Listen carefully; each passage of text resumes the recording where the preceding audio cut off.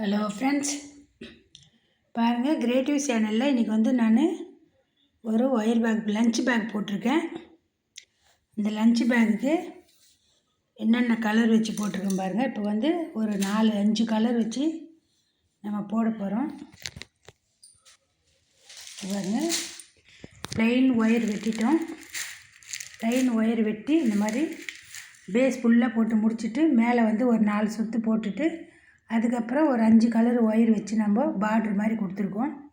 நான் நிறைய கூடையில் இந்த மாதிரி கொடுத்துருக்கேன். இதுக்கு முன்னாடி போட்ட வீடியோவிலும் ஆரஞ்சு கலரில் இது மாதிரி பார்ட்ரு கொடுத்துருப்பேன். இது ஃபுல் ஃபினிஷிங் ஆகி வரும்போது உங்களுக்கு தெரியும், சூப்பராக இருக்கும் அந்த கூடை. இது அளவு சொல்லிடுறேன் பாருங்கள். 24 ஒயரு 6 அடியில் வெட்டிக்கினேன். 6 அடியில் 24 ஒயரு 10 பேஸ் போட்டிருக்கேன். க்ரீன் கலர் வந்து 19. இது ஒரு 5 கலரு, 5 வெட்டி எல்லாத்துலேயும் ஒரு கலர் ஒரு ஒயர் வெட்டி நான் போட்டிருக்கேன். இது ஃபுல்லாக ஃபினிஷிங் பண்ணி நான் காமிக்கிறேன் பாருங்கள். உங்களுக்கு ரொம்ப சூப்பராக வந்துருக்குது. ஃபுல் ஃபினிஷிங் பண்ணி காமிச்சா உங்களுக்கு இந்த கூடையோட இது தெரியும்.